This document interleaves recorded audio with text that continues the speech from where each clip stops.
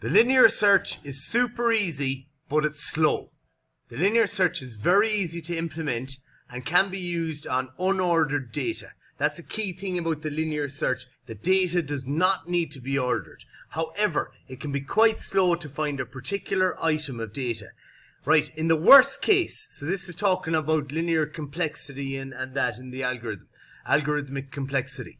The linear search has to check every item in a list to determine whether the target is present.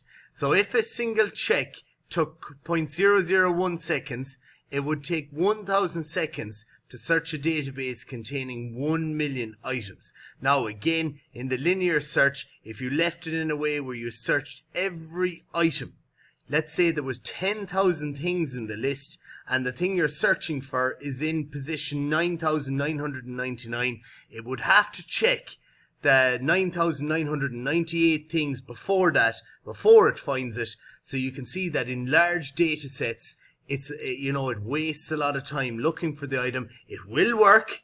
It's efficient in that way that it will work. It'll find your item, but it will take a lot of processing power. It's not very good in terms of that. So the complexity of the algorithm is not good, but we'll see an example in the next video.